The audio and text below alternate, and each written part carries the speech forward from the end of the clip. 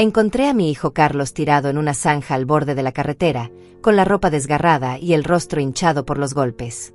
Sus labios partidos apenas podían moverse cuando me acerqué desesperada.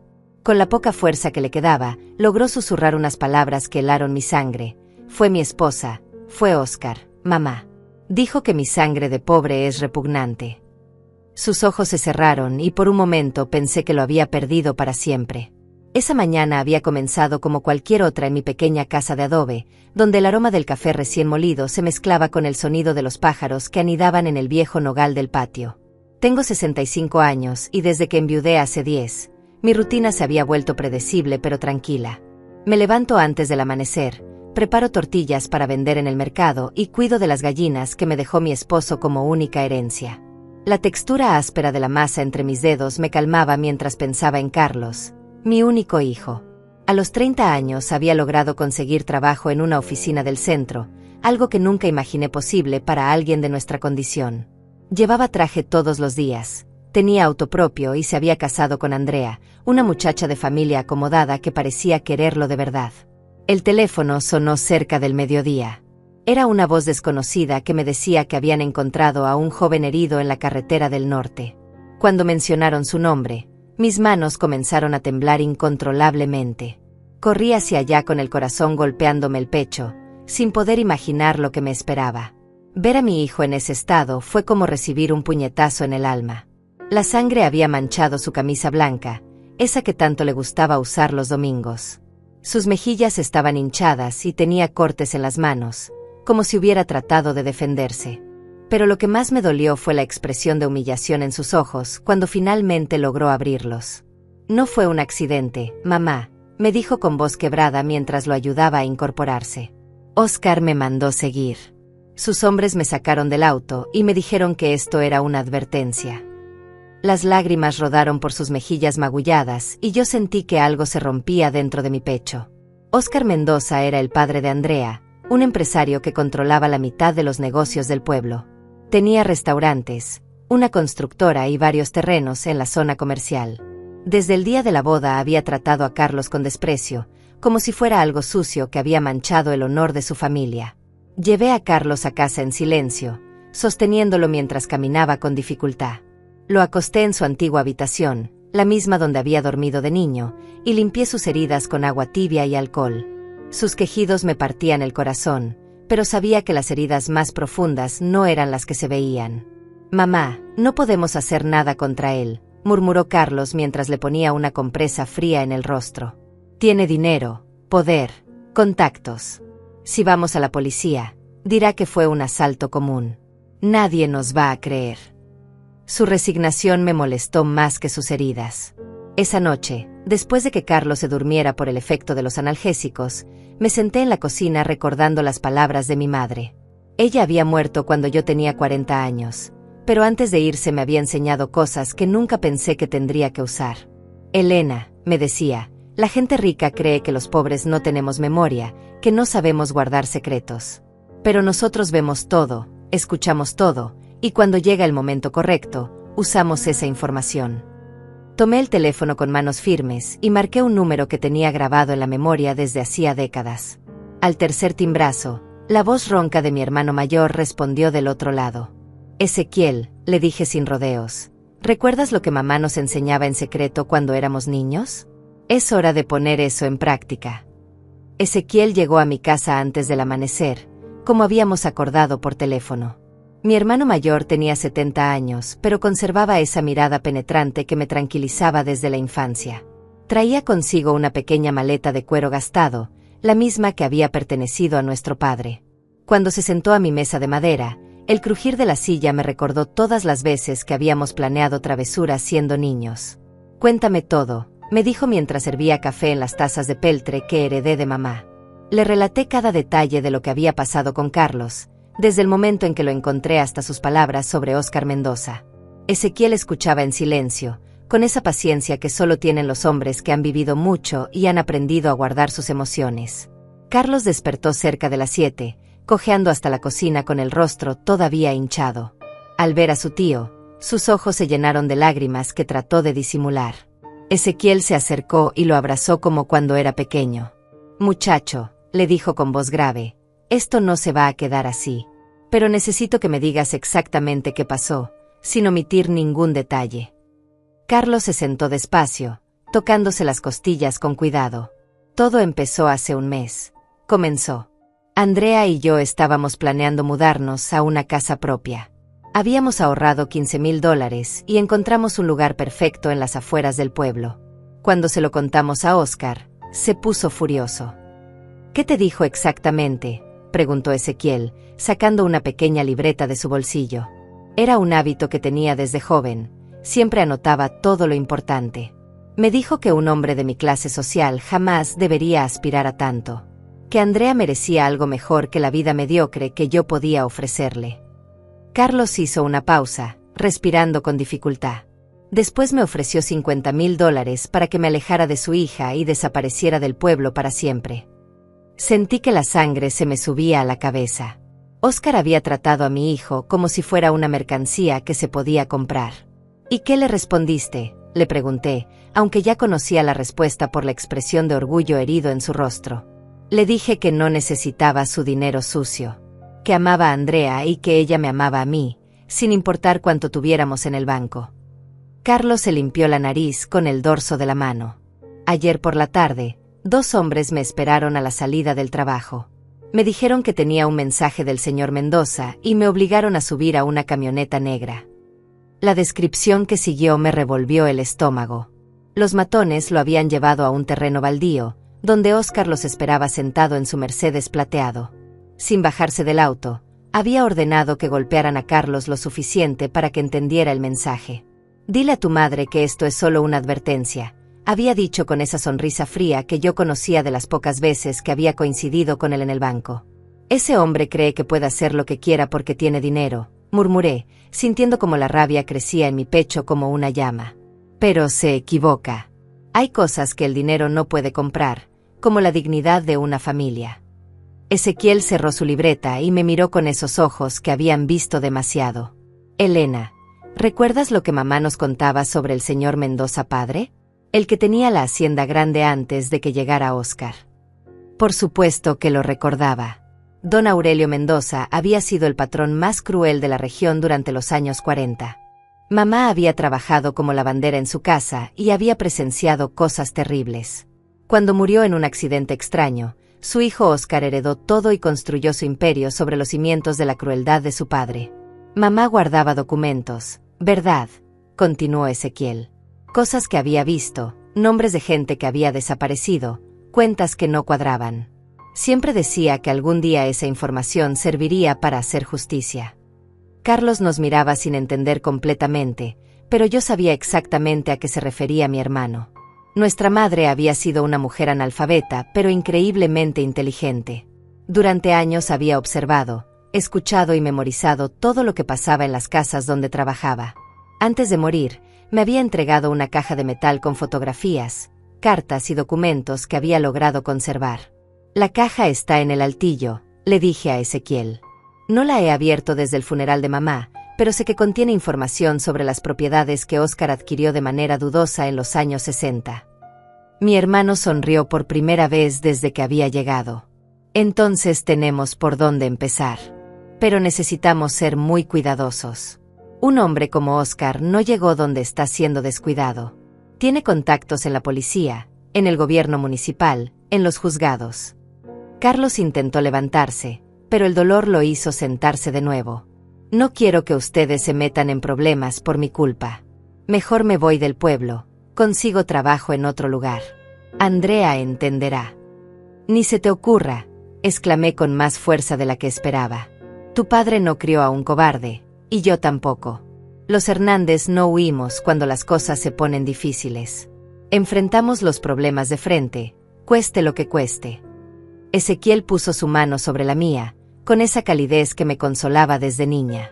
«Tu madre tiene razón, muchacho. Además, si te vas ahora, Óscar va a pensar que puede hacer lo mismo con cualquier otra familia humilde. No podemos permitir que ese hombre siga creyendo que somos sus juguetes». En ese momento escuchamos el sonido de un auto deteniéndose frente a la casa. Carlos se puso pálido y se acercó con cuidado a la ventana. «Es Andrea», susurró. Viene sola, pero parece muy alterada. Andrea bajó del auto con los ojos enrojecidos y el cabello revuelto. Llevaba un vestido color coral que normalmente la hacía lucir radiante, pero en ese momento parecía desvanecida, como si el color se hubiera drenado de su rostro. Sus manos temblaban mientras se acercaba a la puerta, y pude ver que había estado llorando durante horas. Carlos, por favor, abre, suplicó golpeando suavemente. Su voz sonaba quebrada, desesperada. Sé que estás ahí. Necesito explicarte lo que pasó. Necesito que sepas que yo no sabía nada. Mi hijo me miró con incertidumbre. Parte de él quería correr hacia ella, pero la humillación y el dolor físico lo mantenían paralizado en la silla. Ezequiel se acercó a la ventana y observó cuidadosamente hacia la calle. No veo más autos. Parece que vino sola, murmuró. Abrí la puerta y Andrea casi se desplomó en mis brazos. Su perfume dulce contrastaba con el olor a tierra y sudor que aún impregnaba la ropa de Carlos. Señora Elena, sollozó, lo siento mucho. Mi padre es un monstruo. No sabía de qué era capaz. La llevé hasta la sala, donde Carlos esperaba con los puños apretados. Cuando Andrea vio su rostro golpeado, se llevó las manos a la boca ahogando un grito. Dios mío, Carlos, ¿qué te hizo? Se acercó para tocarlo, pero él retrocedió instintivamente. Tu padre me mandó golpear porque considera que mi sangre es demasiado pobre para mezclarse con la suya, dijo Carlos con amargura. Me ofreció $50,000 para que desapareciera de tu vida. Supongo que para él, eso es lo que valgo. Andrea se sentó en el sofá desgastado, secándose las lágrimas con un pañuelo de encaje. Anoche escuché a papá hablando por teléfono con alguien. Decía que el problema había sido resuelto, que ya no tenías que preocuparte por ese muchacho. Cuando le pregunté qué había querido decir, me gritó que me mantuviera fuera de sus asuntos. ¿Y qué hiciste?, preguntó Ezequiel, estudiando cada expresión de la joven.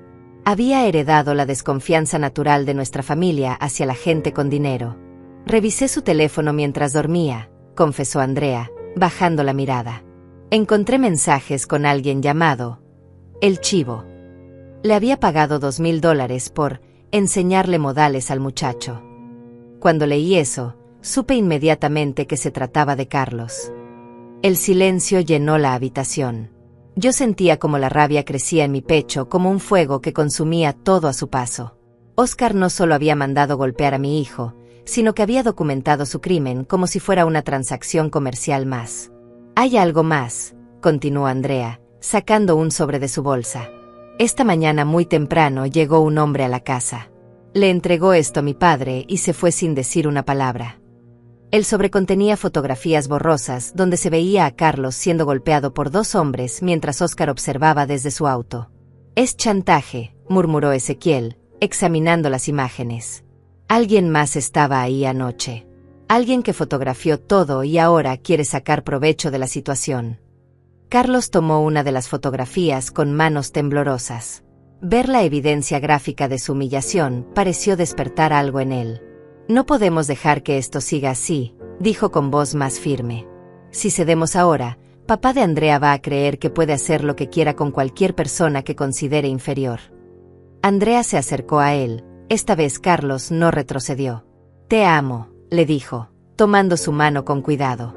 No me importa lo que diga mi padre. No me importa su dinero ni su posición social. Quiero estar contigo, pase lo que pase. Tu padre jamás lo va a permitir, repliqué, sintiendo una mezcla de ternura y preocupación por la ingenuidad de la muchacha. Hombres como Oscar Mendoza no aceptan derrotas. Si no puedes separarte de Carlos con dinero, encontrará otra manera. Entonces tenemos que ser más inteligentes que él, declaró Andrea con determinación que no le había visto antes. Conozco sus negocios, sé dónde guarda sus documentos importantes, conozco sus rutinas y sus contactos. Si van a enfrentarlo, necesitarán toda la información posible. Ezequiel la miró con nueva atención.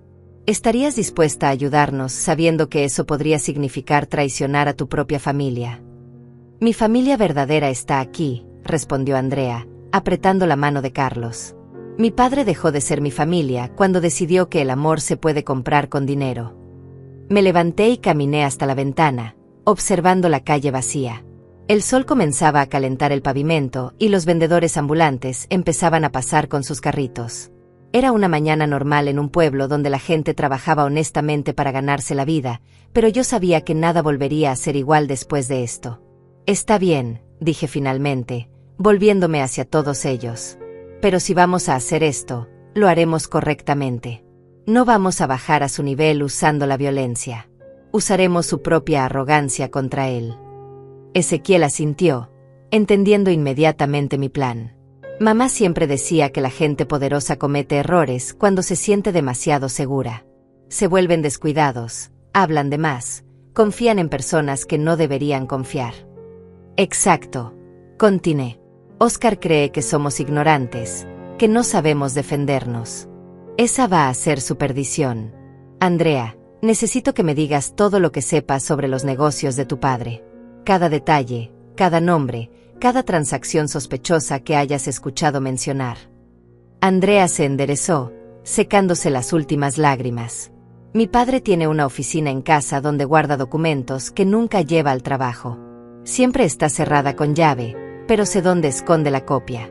También tiene reuniones secretas los jueves por la noche con hombres que llegan en autos sin placas. ¿Qué tipo de hombres?, preguntó Carlos, su voz adquiriendo un tono más decidido. Tipos duros, con cicatrices, que hablan en voz baja y miran constantemente hacia los lados. Papá los recibe en el sótano y siempre les paga en efectivo. Andrea hizo una pausa, como recordando algo importante. Una vez escuché que mencionaban algo sobre terrenos que habían liberado para construcciones nuevas. Ezequiel y yo intercambiamos una mirada significativa. Eso sonaba exactamente como las historias que mamá nos contaba sobre el padre de Oscar, cuando convencía a los campesinos para que vendieran sus tierras por mucho menos de lo que valían. Andrea, dije con tono serio, ¿estarías dispuesta a conseguirnos acceso a esa oficina? No te pediría esto si no fuera absolutamente necesario, pero necesitamos pruebas sólidas de lo que está haciendo tu padre. La joven no dudó ni un segundo. Haré lo que sea necesario para proteger a Carlos y para detener a mi padre. Ya es hora de que alguien le ponga límites. 2 días después, Andrea regresó a mi casa con una expresión tensa pero determinada. Llevaba una blusa color durazno y pantalones oscuros, vestida como si fuera a una reunión de negocios. En sus manos sostenía una carpeta de Manila que parecía pesar más de lo que debería. Carlos se había recuperado lo suficiente para caminar sin cojear, aunque los moretones en su rostro aún contaban la historia de la crueldad de Oscar. Conseguí los documentos, anunció, dejando la carpeta sobre la mesa de la cocina. Papá salió anoche a una de sus reuniones y no regresó hasta muy tarde. Tuve 3 horas para fotografiar todo lo que encontré en su oficina privada. Ezequiel se acercó inmediatamente, ajustándose los lentes que había sacado de su camisa. Durante 40 años había trabajado como contador en una empresa de transportes, y sabía reconocer irregularidades financieras mejor que nadie. ¿Qué tipo de documentos pudiste conseguir?, preguntó mientras abría la carpeta. Contratos de compraventa de terrenos, recibos de pagos en efectivo, fotografías de propiedades antes y después de ser adquiridas. Andrea se sentó junto a Carlos, quien le tomó la mano para darle apoyo. También encontré una lista de nombres con cantidades de dinero al lado. Algunos nombres están tachados con tinta roja. El contenido de la carpeta me heló la sangre. Había fotografías de familias campesinas siendo desalojadas de sus hogares, contratos firmados bajo presión evidente, y lo más perturbador, una lista de personas que habían desaparecido después de negarse a vender sus propiedades. Reconocí algunos nombres: don Jerónimo Vázquez, que había tenido una pequeña parcela cerca del río, la familia Morales, que criaba cabras en las colinas. Todos habían desaparecido misteriosamente en los últimos 5 años. Este hombre es peor de lo que imaginaba, murmuré, examinando un recibo por $25,000 pagados a alguien identificado solo como el limpiador. No solo roba tierras, también elimina a quienes se interponen en su camino. Carlos se puso pálido al ver las fotografías. Andrea, si tu padre descubre que tomaste estas fotos, va a hacerte lo mismo que les hizo a estas familias. Su voz temblaba, no por miedo a su propia seguridad, sino por la mujer que amaba. Ya lo pensé, respondió Andrea con una firmeza que me sorprendió. Por eso traje también esto. Sacó de su bolsa un sobre pequeño que contenía una llave dorada. Esta es la copia de la caja fuerte que tiene en el banco. Ahí guarda el dinero en efectivo que usa para estos trabajos especiales. Ezequiel silbó quedamente. Si podemos demostrar que tiene cientos de miles de dólares sin justificar, podremos conectarlo con todos estos crímenes. Se detuvo, mirando a Andrea con preocupación. Pero conseguir esa información va a ser muy peligroso. Los bancos tienen sistemas de seguridad, cámaras, guardias. Mi padre me llevó varias veces cuando era niña, explicó Andrea. Conozco al gerente, don Aurelio Castillo. Es amigo de la familia desde hace 20 años. Podría convencerlo de que necesito revisar algunos documentos de herencia que papá me dejó en custodia. Es muy arriesgado, objeté, sintiendo como una madre protegería a su hija. Si Oscar descubre lo que estás haciendo, no va a dudar en lastimarte. Los hombres como él no tienen límites cuando se sienten amenazados. En ese momento, el teléfono sonó interrumpiendo nuestra conversación. Era un sonido estridente que nos hizo saltar a todos. Carlos se acercó a contestar, pero después del segundo timbrazo, la llamada se cortó. Inmediatamente volvió a sonar, siguiendo el mismo patrón, 2 timbrazos y silencio. Alguien nos está vigilando, murmuró Ezequiel, acercándose a la ventana con cuidado. Es una señal. Alguien quiere llamar nuestra atención sin arriesgarse a que los escuchen. Su experiencia en el ejército durante su juventud le había enseñado a reconocer este tipo de comunicación. El teléfono sonó una tercera vez, pero esta vez Carlos contestó inmediatamente. Bueno, dijo con voz tensa. Del otro lado se escuchó una voz ronca, claramente distorsionada. Si quieren justicia para el muchacho, vengan al cementerio viejo a las 10 de la noche. Vengan solos. Tengo información que les va a interesar. La llamada se cortó dejándonos en un silencio tenso. Andrea se aferró al brazo de Carlos, sus nudillos blancos por la presión. ¿Creen que sea una trampa de mi padre?, preguntó con voz apenas audible. Es posible, admití. Pero también podría ser alguien que tiene información valiosa y no puede arriesgarse a ser visto con nosotros a plena luz del día. Recordé las palabras de mi madre sobre la gente del pueblo. Siempre hay alguien que ve todo pero no puede hablar. Esas personas guardan secretos hasta que llega el momento de usarlos. Ezequiel regresó de la ventana con expresión preocupada. Hay una camioneta negra estacionada al final de la calle. Ha estado ahí desde que llegó Andrea. No puede ser casualidad. Son los hombres de mi padre, confirmó Andrea, poniéndose pálida. Los reconozco. Siempre manda a vigilar cuando sospecha algo. Se levantó abruptamente, dirigiéndose hacia la puerta. Tengo que irme. Si me ven aquí mucho tiempo, van a reportarle a papá. Espera, la detuve, tomándola del brazo suavemente. Si vas al banco mañana, hazlo temprano, antes de que tu padre se despierte. Y lleva tu teléfono celular encendido. Si algo sale mal, llama inmediatamente al número que te voy a dar. Le escribí en un papel el teléfono de mi prima Fátima, quien trabajaba como enfermera en el hospital. Era una de las pocas personas en el pueblo que no le tenía miedo a Oscar Mendoza y que tenía contactos en otros lugares si necesitábamos ayuda médica o legal urgente. Andrea, le dije mirándola directamente a los ojos, quiero que entiendas que una vez que hagamos esto, no hay vuelta atrás. Tu padre va a descubrir que fuiste tú quien le proporcionó esta información. ¿Estás completamente segura de que quieres seguir adelante? La joven miró a Carlos, quien tenía los ojos llenos de admiración y preocupación. Después me miró a mí, y vi en sus ojos la misma determinación que había visto en mi espejo durante los momentos más difíciles de mi vida. Señora Elena, mi padre destruyó mi infancia con su crueldad. Destruyó mi juventud con su control obsesivo. No voy a permitir que destruya mi futuro con Carlos. Se dirigió hacia la puerta, pero se detuvo antes de salir. Esta noche, cuando vayan al cementerio, tengan mucho cuidado. Mi padre tiene contactos en toda la ciudad. Si alguien los reconoce o los sigue, podría ser una trampa mortal. Después de que Andrea se fue, los tres nos quedamos en silencio, cada uno perdido en sus propios pensamientos. El peso de lo que estábamos a punto de enfrentar comenzaba a hacerse real. No era solo la historia de un padre protegiendo a su hijo, Era la historia de gente común enfrentándose a un sistema corrupto que había operado en las sombras durante décadas. «Mamá», dijo Carlos finalmente, «¿crees que estamos haciendo lo correcto?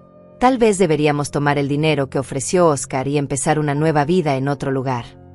Lo miré con la misma seriedad con la que mi madre me había mirado cuando me enseñó las lecciones más importantes de la vida. «Hijo, hay momentos en la vida cuando tienes que decidir qué tipo de persona vas a ser. Puedes ser la persona que huye cuando las cosas se ponen difíciles, o puedes ser la persona que se queda y lucha por lo que es correcto. Tu padre era del segundo tipo, y yo también lo soy». A las 9:30 de la noche, Ezequiel, Carlos y yo caminamos en silencio hacia el cementerio viejo. Las calles estaban vacías excepto por algunos perros callejeros que nos siguieron durante unas cuadras antes de perderse entre las sombras. El aire nocturno llevaba el aroma de las flores de naranjo mezclado con el olor a tierra húmeda que siempre precedía a la temporada de lluvias. El cementerio viejo estaba ubicado en las afueras del pueblo, rodeado por una cerca de hierro oxidado que crujía con el viento. Las lápidas más antiguas databan de principios del siglo pasado, muchas de ellas inclinadas por el tiempo y cubiertas de musgo. La luna llena proporcionaba suficiente luz para caminar entre las tumbas sin tropezar, pero también creaba sombras inquietantes que parecían moverse a nuestro alrededor. «Ahí está», murmuró Ezequiel, señalando hacia una figura que esperaba junto al mausoleo de la familia Herrera. Era un hombre alto y delgado, vestido con ropa oscura y una gorra que ocultaba parcialmente su rostro. Cuando nos acercamos, pude ver que tenía alrededor de 50 años y una cicatriz que le atravesaba la mejilla izquierda desde la oreja hasta la comisura de la boca. «¿Son ustedes la familia del muchacho golpeado?», preguntó con voz ronca, manteniéndose en las sombras. Su acento revelaba que no era del pueblo, probablemente venía de alguna ciudad más grande del norte. «Somos nosotros», respondió Carlos, dando un paso al frente a pesar de que aún le dolían las costillas. «¿Usted quién es? ¿Por qué quiere ayudarnos?». El hombre se quitó la gorra, revelando cabello canoso y ojos que habían visto demasiadas cosas malas. «Me llamo Jerónimo, pero eso no importa. Lo que importa es que trabajé para Óscar Mendoza durante 10 años, hasta que mi conciencia no pudo soportar más las cosas que me pedía hacer». «¿Qué tipo de cosas?», pregunté, aunque parte de mí ya temía la respuesta. «Desapariciones, amenazas, chantajes». Óscar construyó su imperio sobre la miseria de familias como la suya. Jerónimo sacó de su chaqueta un sobre grueso. «Aquí tengo copias de todos los trabajos que hice para él entre 2015 y 2023. Fotografías, grabaciones, documentos que prueban cómo opera». Ezequiel tomó el sobre con manos temblorosas. «¿Por qué guardó todo esto? ¿Por qué no fue a la policía?». «Porque la mitad de la policía local está en la nómina de Óscar», respondió Jerónimo con amargura. «El comisario recibe $5,000 mensuales para hacer vista gorda. Los jueces reciben 10,000 por cerrar casos que involucren las propiedades de Mendoza. Todo el sistema está podrido desde la raíz». Carlos se acercó más al hombre. «¿Usted fue quien tomó las fotografías de cuando me golpearon?». «Sí. Óscar me había contratado para documentar la lección que te iban a dar. Quería tener pruebas de que había sido castigado por atreverte a desafiar su autoridad». Jerónimo escupió en el suelo con asco. «Cuando vi a esos animales golpearte, algo se rompió dentro de mí. Recordé a mi propio hijo, que tiene tu edad».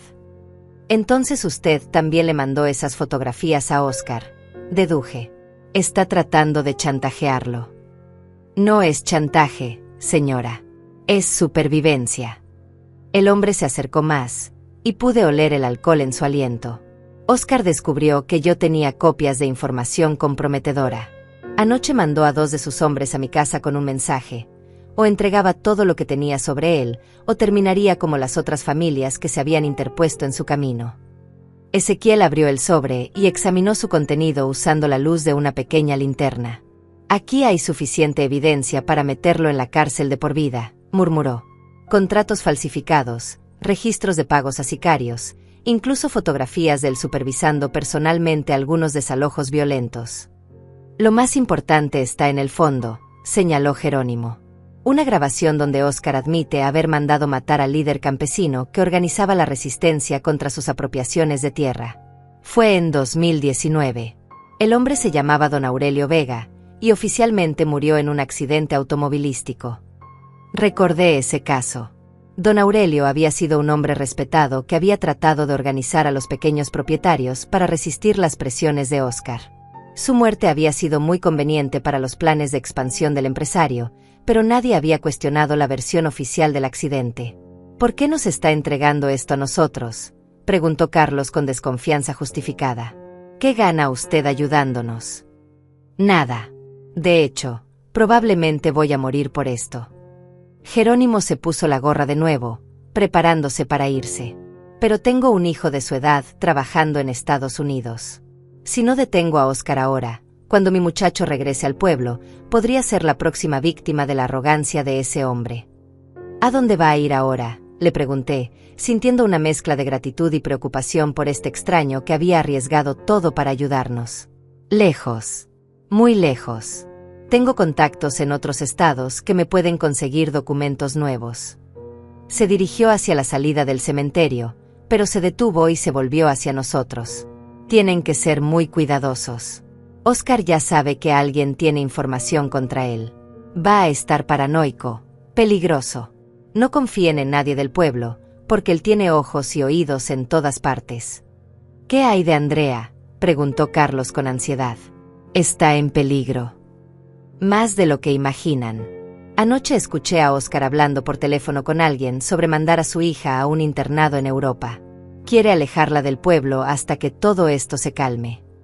Jerónimo hizo una pausa. Pero también escuché algo más preocupante.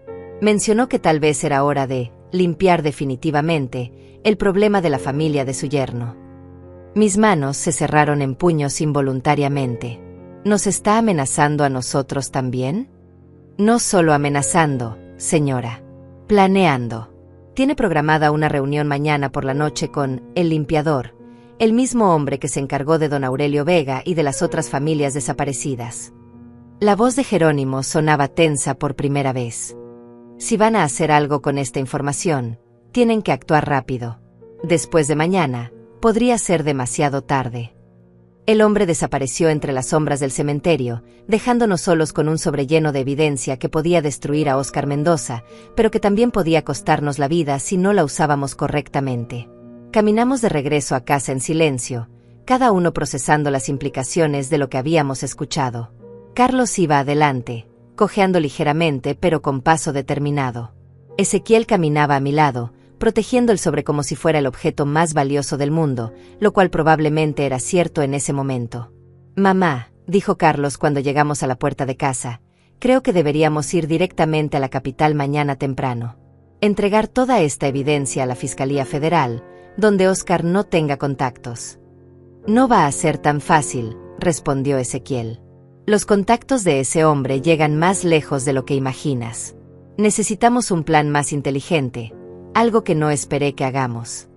Entramos a la casa y nos sentamos alrededor de la mesa de la cocina, el sobre entre nosotros como una bomba de tiempo.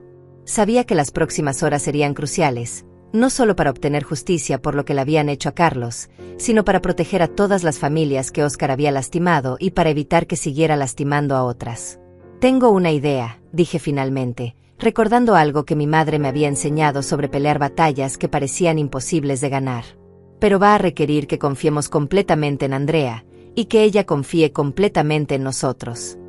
Al amanecer, Andrea llegó a mi casa con los ojos enrojecidos y las manos temblorosas. Llevaba una blusa color marfil y jeans oscuros, pero su ropa estaba arrugada como si hubiera dormido con ella puesta. En su bolsa llevaba una grabadora pequeña y varios documentos que había logrado sacar del banco sin levantar sospechas. «Lo conseguí», anunció, dejando caer los documentos sobre la mesa con manos que no dejaban de temblar. Don Aurelio me dejó revisar la caja fuerte de papá. Había más de $200,000 en efectivo, divididos en fajos con etiquetas que corresponden exactamente con los nombres de la lista que encontramos ayer. Carlos se acercó a examinar los papeles, su rostro aún mostrando los moretones de la golpiza. «Andrea, ¿tu padre sospecha algo? Notó que habías estado en su oficina». «Anoche me confrontó», respondió con voz quebrada. Me preguntó directamente si había estado husmeando en sus asuntos. Le mentí, le dije que solo estaba buscando documentos de mamá que él había guardado después de su muerte. Se detuvo para secarse las lágrimas. Pero creo que no me creyó completamente. Esta mañana encontré a 2 de sus hombres registrando mi habitación. Ezequiel levantó la vista de los documentos que estaba examinando. ¿Encontraron algo comprometedor? No, porque había escondido todo en el ático de la casa de mi tía Norma. Andrea se sentó junto a Carlos, quien inmediatamente le puso el brazo alrededor de los hombros. Pero papá me dijo que había tomado una decisión. Esta tarde voy a viajar a un internado en Francia. Dice que necesito alejarme del pueblo hasta que ciertos problemas se resuelvan. Sentí que el tiempo se nos agotaba. Si Óscar mandaba a Andrea fuera del país, perdíamos a nuestra fuente de información más valiosa y también la única persona que podía testimoniar directamente sobre las actividades criminales de su padre. No puedes subir a ese avión, le dije con firmeza. Una vez que estés en Europa, tu padre va a tener tiempo y libertad para eliminar toda la evidencia y deshacerse de cualquier testigo que pueda incriminarlo, incluyéndonos a nosotros. ¿Qué puedo hacer?, preguntó Andrea con desesperación. Si me niego a viajar, va a sospechar definitivamente que estoy trabajando con ustedes. ¿Y si sospecha eso? Entonces tenemos que actuar hoy mismo, declaré, sintiendo cómo se endurecía mi resolución. Ezequiel, ¿revisaste toda la información que nos dio Jerónimo anoche? Mi hermano asintió, poniendo sobre la mesa una grabadora pequeña y varios documentos organizados cronológicamente. Aquí está la confesión de Óscar admitiendo que mandó matar a don Aurelio Vega. También tenemos fotografías del supervisando desalojos violentos, copias de contratos falsificados y recibos de pagos a sicarios por un total de más de $500,000 en los últimos 5 años. Carlos tomó uno de los recibos, examinándolo cuidadosamente. Este es el recibo del pago a El Chivo, por golpearme. $2,000 por lo que él llamó servicio de corrección disciplinaria. Su voz sonaba controlada, pero pude ver la rabia contenida en sus ojos. Y esto es lo más importante, continuó Ezequiel, mostrando un documento oficial. Una copia del testamento original del padre de Óscar, donde se especifica que todas las propiedades debían ser donadas a organizaciones benéficas después de su muerte. Óscar falsificó un segundo testamento para heredar todo. Andrea se inclinó para examinar el documento. Reconozco esa firma. Es la letra de mi abuelo, pero definitivamente no es su firma real. Papá practicaba imitarla cuando yo era niña. Pensé que era solo un juego, pero ahora entiendo que estaba preparándose para falsificar documentos legales. El teléfono sonó interrumpiendo nuestra conversación. Era el mismo patrón de la noche anterior, 2 timbrazos y silencio. Esta vez, sin embargo, cuando Carlos contestó, era la voz de Jerónimo, pero sonaba mucho más urgente que antes. Tienen que moverse ahora mismo, dijo sin preámbulos. Óscar aceleró sus planes. La reunión con el limpiador se adelantó para esta tarde a las 3. Van a eliminar a toda la familia y hacer que parezca un accidente automovilístico en la carretera de las montañas. ¿Cómo sabe eso?, preguntó Carlos, poniéndose pálido. Porque el limpiador es mi hermano menor, confesó Jerónimo con voz quebrada. Me llamó esta mañana para advertirme que saliera del pueblo inmediatamente. Óscar le ofreció $50,000 por eliminar el problema de la familia Hernández, de manera que no levante sospechas. El silencio llenó la habitación. Sabíamos que eventualmente Óscar recurriría a la violencia, pero escuchar que ya había puesto precio a nuestras cabezas hizo que todo se volviera terriblemente real. Jerónimo, le dije, tomando el teléfono, su hermano aceptó el trabajo. Le dije que sí para ganar tiempo, pero en realidad está dispuesto a testificar contra Óscar si pueden garantizar protección para él y su familia. Tiene grabaciones de otras conversaciones donde Óscar planea más asesinatos. ¿Dónde podemos encontrarnos con él?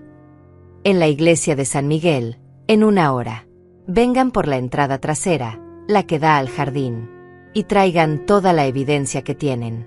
Mi hermano conoce a un periodista en la capital que pueda hacer público todo esto antes de que Óscar tenga tiempo de reaccionar. La llamada se cortó, dejándonos con una mezcla de esperanza y terror. Finalmente teníamos la oportunidad de exponer públicamente los crímenes de Óscar, pero también sabíamos que él no dudaría en matarnos si descubría nuestro plan antes de que pudiéramos ejecutarlo. Andrea, le dije, Necesito que llames a tu padre y le digas que aceptas viajar a Francia, pero que necesitas unas horas más para empacar y despedirte de algunas amigas. Eso nos dará tiempo para llegar a la iglesia y organizar todo con el hermano de Jerónimo. ¿Y después?, preguntó ella. Una vez que publiquen la historia, papá va a saber inmediatamente que yo los ayudé. Va a querer matarme también. Por eso vamos a asegurarnos de que para cuando se publique la historia, él ya esté bajo custodia policial, respondí. Ezequiel, llama a tu contacto en la Fiscalía Federal. Dile que tenemos evidencia de múltiples homicidios y que necesitamos protección inmediata para testigos. Mi hermano asintió, dirigiéndose al teléfono. ¿Y si los contactos de Óscar en el gobierno federal son más extensos de lo que pensamos? Entonces vamos a arriesgarnos, declaré. Porque la alternativa es esperar a que el limpiador nos encuentre esta tarde y termine el trabajo para el que lo contrataron. Carlos se levantó, moviéndose con determinación a pesar del dolor que aún sentía en las costillas. Mamá, quiero que sepas que estoy orgulloso de ti. Papá también estaría orgulloso.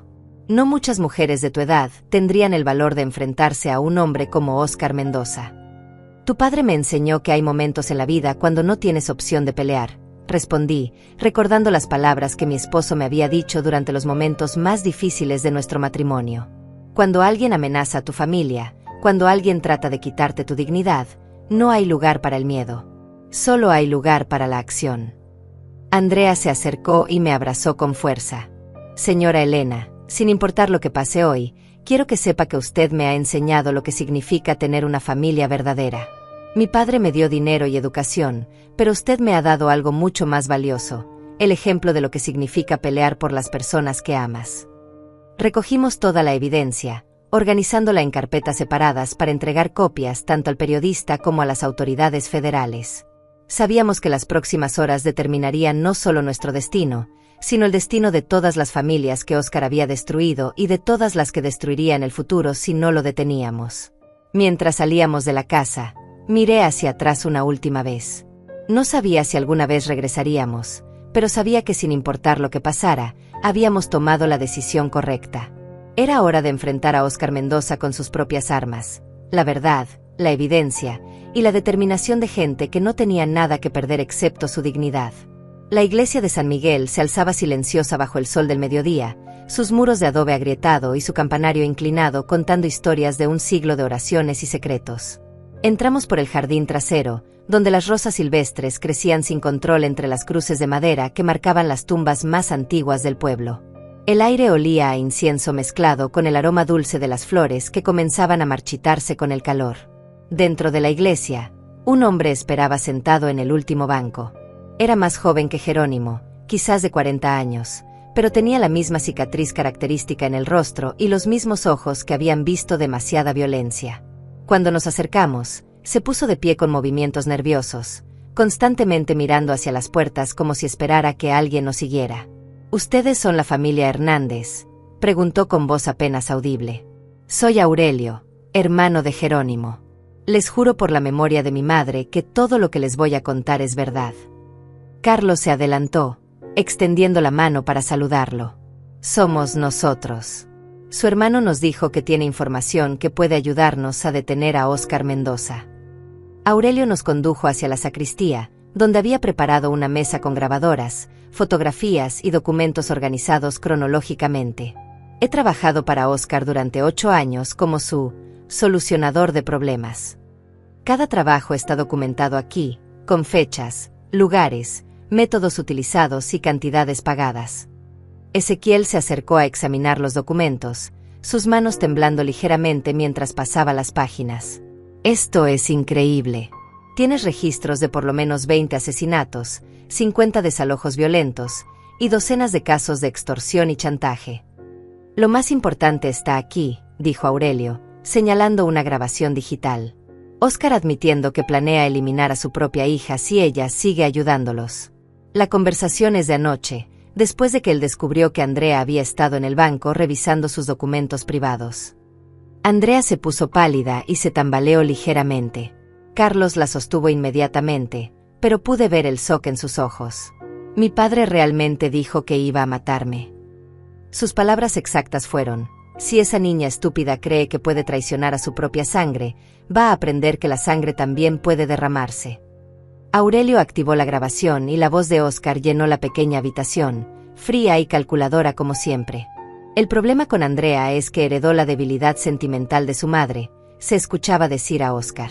Cree que el amor es más importante que la lealtad familiar. Si tengo que elegir entre perder mi imperio o perder a una hija desleal, la elección es obvia. Las lágrimas corrían por las mejillas de Andrea, pero había algo más que dolor en su expresión. Era rabia, una rabia profunda que había estado creciendo desde que descubrió la verdadera naturaleza de su padre. Quiero que ese monstruo pague por todo lo que ha hecho. No solo a ustedes, sino a todas las familias que ha destruido. Hay más, continuó Aurelio, mostrando fotografías recientes. Oscar ha estado preparando su escape. Tiene documentos falsos listos, cuentas bancarias en el extranjero y un avión privado programado para salir esta noche hacia un país sin tratado de extradición. Sabe que eventualmente alguien lo va a exponer y se está preparando para huir. ¿Por qué nos está ayudando?, le pregunté directamente. ¿Qué gana usted delatando a su jefe después de tantos años trabajando para él?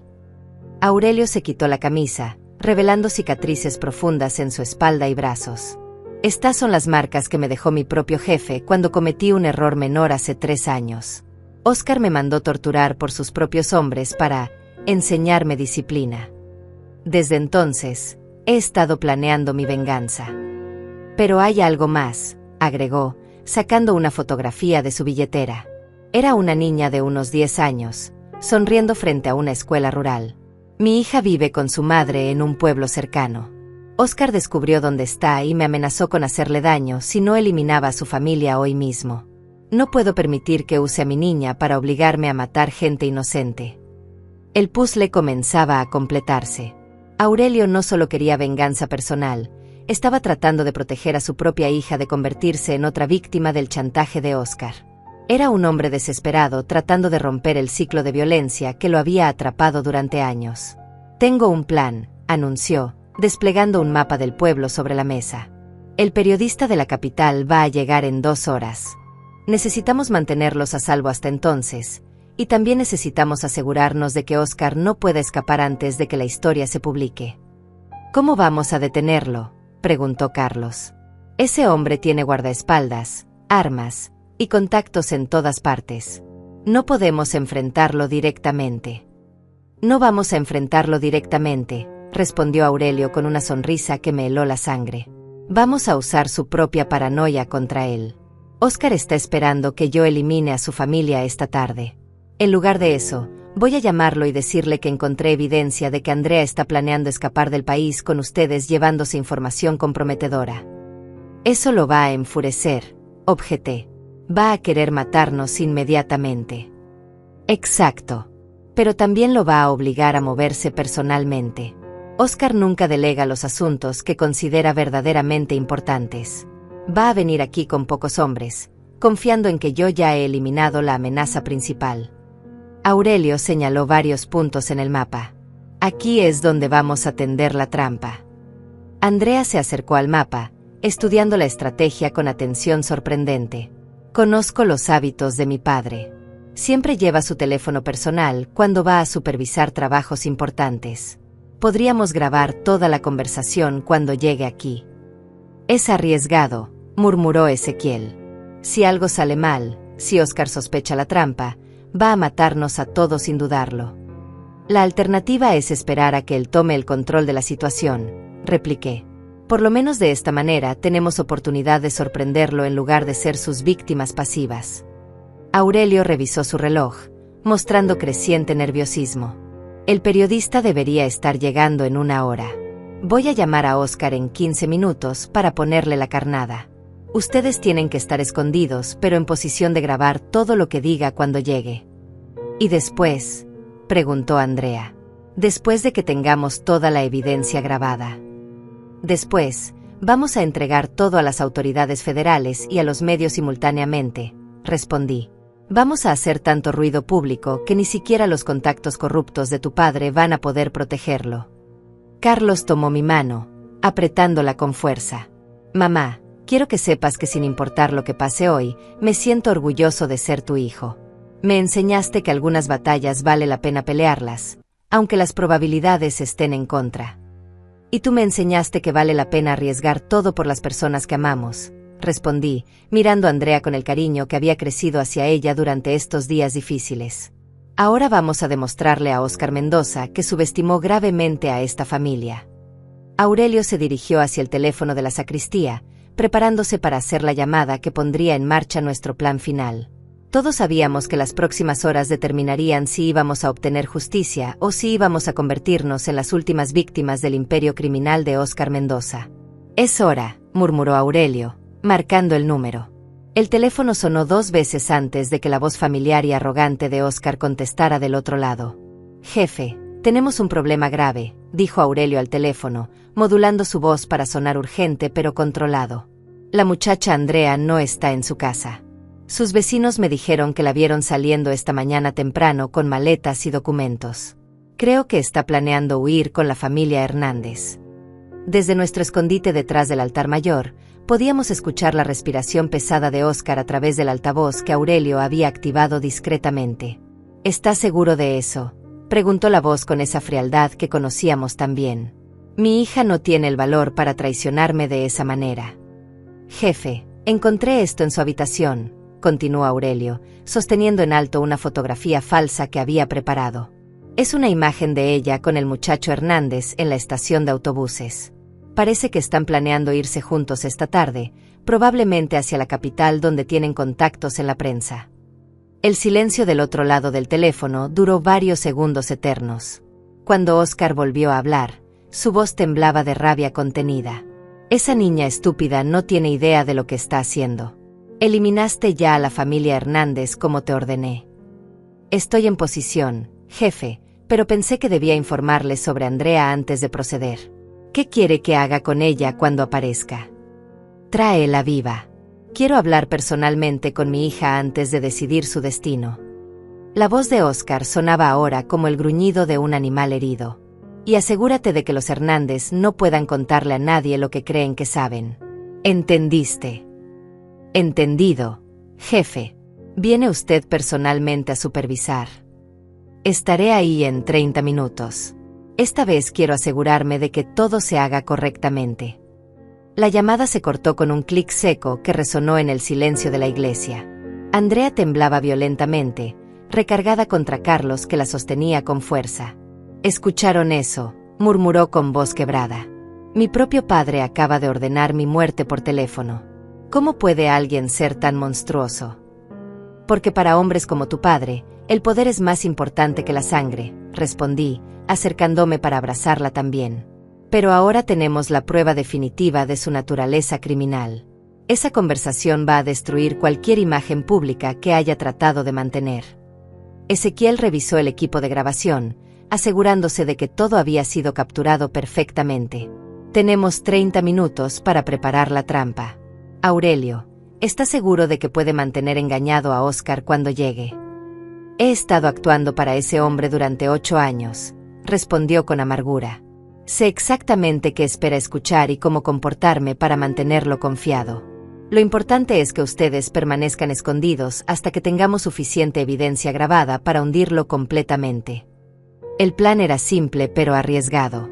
Cuando Óscar llegara, Aurelio le reportaría que había capturado a la familia Hernández y que los tenía amarrados en la sacristía esperando órdenes. Esto obligaría a Óscar a entrar a la iglesia y hablar abiertamente sobre sus crímenes, confiado en que sus víctimas no podrían escapar para contarlo. «¿Y si trae más hombres de los que esperamos?», preguntó Carlos, tocándose instintivamente las costillas que aún le dolían por la golpiza anterior. «Óscar es arrogante», explicó Aurelio. «Cree que yo soy completamente leal y que he eliminado la amenaza principal. Probablemente vendrá solo o máximo con un guardaespaldas. En su mente, ya ganó esta batalla». Nos posicionamos cuidadosamente detrás del altar mayor, donde una cortina gruesa nos ocultaba pero nos permitía escuchar todo claramente. Andrea había colocado su teléfono en modo grabación como respaldo, y Ezequiel tenía preparada la cámara de video que habíamos traído para documentar todo el encuentro. Los minutos pasaron lentamente, cada segundo marcado por el tic-tac del viejo reloj de la torre que había contado el tiempo del pueblo durante casi un siglo. El silencio de la iglesia era interrumpido solo por nuestras respiraciones nerviosas y el sonido distante de los pájaros en el jardín exterior. Finalmente, escuchamos el rugido de un motor potente acercándose. Aurelio se asomó discretamente por la ventana y nos hizo una señal. Era el Mercedes plateado de Óscar, exactamente como había predicho. «Viene solo», susurró. «Su arrogancia va a ser su perdición». Óscar entró a la iglesia con pasos firmes, su traje de lino impecable contrastando con la humildad del lugar sagrado. Llevaba lentes de sol a pesar de estar en el interior, y sus zapatos de cuero italiano resonaban contra las baldosas agrietadas del piso colonial. «¿Dónde están?», preguntó directamente, sin molestarse con saludos. Su voz llenaba el espacio con esa autoridad que estaba acostumbrado a ejercer sobre todo y todos a su alrededor. «En la sacristía, jefe. Los 3 amarrados y listos para lo que usted ordene». Aurelio actuaba su papel perfectamente, mostrando la deferencia que Óscar esperaba de todos sus empleados. «¿Y mi hija? Ya apareció esa traidora». «Todavía no, pero tengo vigilada la estación de autobuses. Cuando llegue, la vamos a estar esperando». Óscar se dirigió hacia la sacristía con pasos decididos, pero se detuvo a mitad del pasillo. «Aurelio, quiero que entiendas algo. Lo que vamos a hacer hoy va a enviar un mensaje muy claro a todo el pueblo. Nadie, absolutamente nadie, desafía a Óscar Mendoza y vive para contarlo». «Entendido, jefe. ¿Quiere que parezca un accidente como las otras veces?» «No. Esta vez quiero que sepan exactamente qué les pasó y por qué». La voz de Óscar se llenó de una crueldad que helaba la sangre. «Quiero que cuando encuentre los cuerpos, todo el mundo entienda que intentar humillarme tiene consecuencias mortales». Andrea se cubrió la boca para ahogar un sollozo, pero Carlos la tranquilizó con caricias suaves en su cabello. Ezequiel seguía grabando todo, documentando cada palabra que saldría de la boca de Óscar como evidencia irrefutable de sus intenciones homicidas. «Además», continuó Óscar, acercándose más a la sacristía, «cuando Andrea aparezca, quiero que la traigas directamente aquí. Va a ver exactamente lo que les pasa a las personas que traicionan a su propia familia. Después, ella va a tomar el primer vuelo a Europa y va a quedarse allá hasta que aprenda a ser una hija obediente. ¿Y si se niega a cooperar?». Óscar se detuvo justo frente a la puerta de la sacristía, tan cerca que podíamos oler su colonia cara mezclada con el olor a cigarro que siempre lo acompañaba. «Entonces Andrea va a acompañar a los Hernández en su viaje final. No puedo permitir que ningún miembro de mi familia mancharé el nombre de los Mendoza». En ese momento, se escuchó el sonido de varios autos llegando al mismo tiempo. Óscar se tensó inmediatamente, mirando hacia la puerta principal de la iglesia con una expresión que mezclaba sorpresa y sospecha. «¿Esperabas compañía?», le preguntó a Aurelio con voz súbitamente peligrosa. «No, jefe. No sé quién puede ser». Las puertas de la iglesia se abrieron con fuerza, y entraron 3 hombres vestidos de traje oscuro seguidos por una mujer con una grabadora profesional y una cámara de televisión. Era el periodista de la capital con un equipo de la Fiscalía Federal. «Señor Óscar Mendoza», dijo uno de los agentes con voz oficial, «está bajo arresto por múltiples cargos de homicidio, extorsión y asociación delictuosa. Todo lo que diga puede y será usado en su contra». La expresión de Óscar cambió de arrogancia a shock total en cuestión de segundos. Sus ojos se movían frenéticamente entre Aurelio, los agentes, y la puerta de la sacristía donde creía que teníamos escondidos. «Esto es un error», declaró con la voz temblorosa por primera vez desde que lo conocíamos. «No sé de qué están hablando. Vine aquí a orar, nada más». En ese momento, salimos de nuestro escondite detrás del altar. Óscar nos vio aparecer y su rostro se transformó en una máscara de odio puro. «Ustedes», gritó, señalándonos con un dedo tembloroso. «Todo esto es culpa de ustedes. Una familia de mediocres tratando de destruir a un hombre exitoso». «No, señor Mendoza», respondí con calma, acercándome a él sin miedo por primera vez desde que había comenzado toda esta pesadilla. «Todo esto es culpa suya. Por creerse superior a las demás personas. Por pensar que el dinero le daba derecho a destruir vidas inocentes». Los agentes federales esposaron a Óscar mientras él gritaba acusaciones y amenazas que ya no tenían poder sobre nosotros. La periodista de la capital grababa cada palabra, documentando el colapso final de un hombre que había construido su imperio sobre el miedo y la violencia. Su traje impecable se veía ridículo ahora que las esposas de metal contrastaban con su imagen de empresario respetable. «Esto no se va a quedar así», vociferaba mientras los agentes lo escoltaban hacia la salida. «Tengo contactos que van a hacer que todos ustedes paguen por esto. Nadie me humilla a mí y vive para contarlo». Andrea se acercó a su padre con pasos firmes, secándose las últimas lágrimas que derramaría por él. «Papá, durante 20 años esperé que me amaras como una hija. Hoy entendí que eres incapaz de amar a alguien más que a ti mismo. Espero que el resto de tu vida en prisión te dé tiempo para reflexionar sobre todas las familias que destruiste». Oscar la miró con una mezcla de desprecio y algo que podría haber sido dolor, pero que probablemente era solo rabia por haber sido traicionado por su propia sangre. «Andrea, eres una tonta sentimental igual que tu madre. Cuando salga de esto, y voy a salir, te vas a arrepentir de haber elegido a esa gentuza por encima de tu propia familia». «Mi familia verdadera está aquí», respondió ella, tomando la mano de Carlos y acercándose a mí. «Estas personas me enseñaron lo que significa el amor incondicional, algo que tú nunca pudiste darme a pesar de todo tu dinero y tu poder».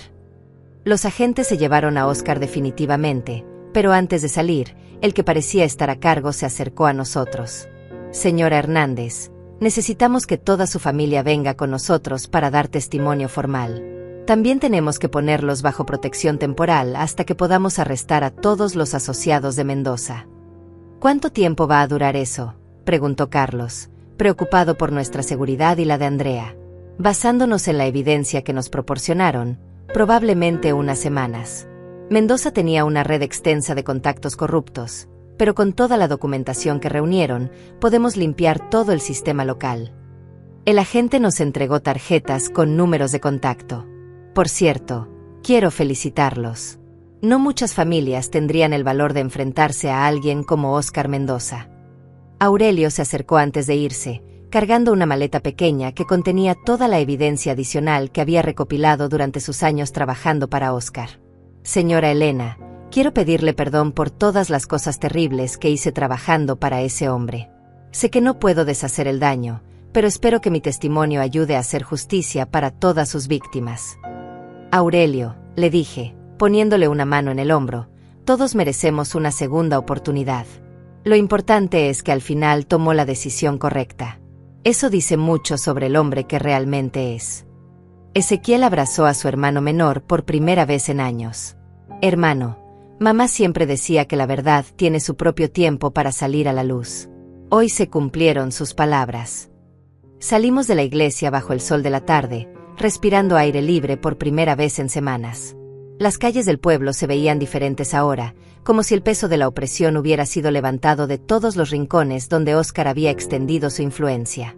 Los vecinos comenzaban a salir de sus casas, susurrándose unos a otros las noticias de la captura del hombre que había controlado sus vidas durante tanto tiempo. 3 meses después, regresé a mi rutina de hacer tortillas por las mañanas, pero ahora mi cocina estaba llena de risas. Carlos y Andrea se habían casado en una ceremonia sencilla en el jardín de la casa, rodeados por toda la familia extendida y los vecinos que habían encontrado el valor para testificar contra los crímenes de Oscar una vez que supieron que era seguro hacerlo.